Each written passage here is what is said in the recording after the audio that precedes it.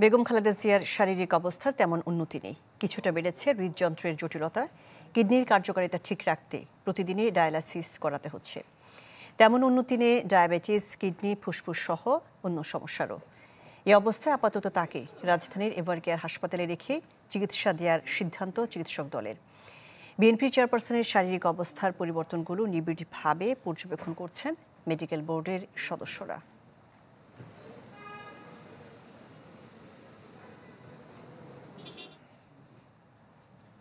খালেদা জিয়ার শারীরিক অবস্থা সম্পর্কে সবশেষ খবরাখবর জানাতে রাজধানীর এভারকেয়ার হাসপাতাল থেকে আমাদের সাথে যুক্ত হচ্ছেন জিনিয়া কবির সূচনা। এভারকেয়ার হাসপাতালের মেডিকেল বোর্ডের সদস্যরা বেগম খালেদা জিয়ার শারীরিক অবস্থা নিয়ে সবশেষ কি আপডেট জানিয়েছেন?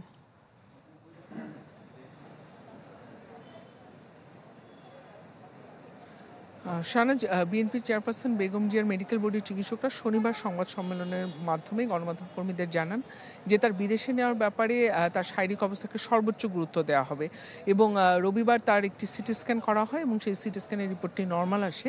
তবে তারপর থেকে দুটো দিন পেরিয়ে গেছে, এই দুটো দিনে কিন্তু তেমন কোনো উন্নতির কথা আমরা মেডিকেল বোর্ডের সূত্রে পাইনি। আমরা সানশাইন আটা ময়দা সুজি ভালোবাসায় তৈরি যেটি শুনেছি যে তার আসলে এতগুলো ফুসফুস থেকে শুরু করে কিডনি, হৃদযন্ত্রের জটিলতা, যেমনটি আপনি বলছিলেন, এই সব কিছু বহুবিধ জটিলতার কারণে তার একটি ব্যবস্থাপনা করতে গিয়ে চিকিৎসকরা অন্যটির বিষয়ে ব্যবস্থাপনা করতে কিছুটা ঝুঁকির মুখে আছেন এবং তারা একটি কথা বারবারই বলছেন যে তারা শারীরিক অবস্থাকে সর্বোচ্চ গুরুত্ব দিচ্ছেন বেগম জিয়ার এবং যে বিষয়টি তার ডায়ালাইসিস কিন্তু চলছে, কারণ তার কিডনির জটিলতাটা